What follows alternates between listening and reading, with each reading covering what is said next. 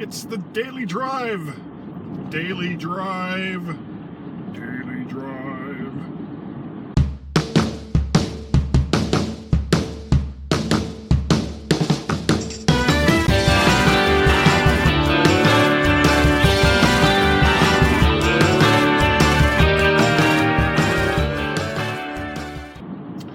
Daily Drive sucks. I'm kind of whining. It's not really that bad. I used to have to go from where we live now to downtown DC every day. And that did suck. That was just god freaking awful. Going up the GW Parkway or going up Route 1 or however I found a way to go. And you would take different routes depending on what the traffic was like at any given time. So now, instead of going north in the morning into the city, I'm headed south, which is much better because everybody else is going north, so I'm going south. And it's not that far. So for me to say my daily drive sucks is really more or less whining on my part. So I'll stop doing that. And quite honestly, even when I was going into the city where I lived, wasn't nearly as bad as so many other people that had to go north from parts way south from here. I knew people that used to come up practically from Richmond every day. And, if you have a commute that's an hour and a half to 2 hours each way, you really need to reconsider what you're doing, because your quality of life is just going to be crap. To spend 4 hours a day in your car just to spend 8 hours at work. And, I get why people do it, because they can get nicer and bigger houses the farther away they are from the city. I get that. But is it really worth it to have a bigger house that you really don't spend too much time in, because you're constantly in your car trying to get to work to pay for the house that you can't spend too much time in? Yeah. So my commute is roughly 20 minutes. I'm never on the interstate. I'm never on like a big road that is a major artery for everybody else in the direction that I'm going, either in the morning or in the evening. So 20-30 minutes against the, or I want to say, what is it? Is it with the flow of traffic or against the flow of traffic? I guess it would be against the flow of traffic. Really isn't that bad. And we have a big house. And not as many people in it as there used to be. Guy Jr. has been with us since August, September, after the grand experiment was over, and he ended up coming back from Boston. So, live and learn. He's chomping at the bit to be on his own again, and I don't blame him. It can't be a lot of fun living with mom and dad again after you've spent most of 4 years that you were going to college away from home, and then a full year away from home in another city. Can't be fun to be back. I know that I had something similar happen to me. I went to Ohio from South Florida, and I was in Ohio like 3-4 years,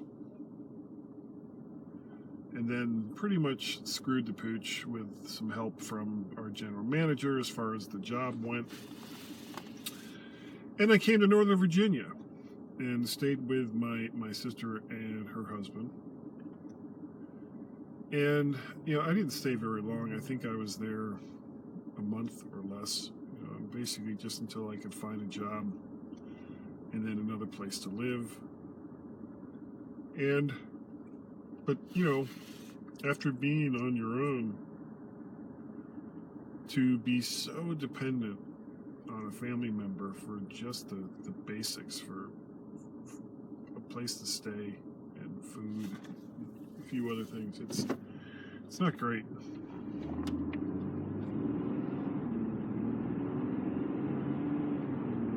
The daily drive. There's got to be a podcast that's already called that. That's already called the Daily Drive. I can't imagine that's super original, but it does give me something to do as I'm either going to or from work, and it's nice to just have a way to spend a little time chatting to a camera, or in this case, an iPod Touch.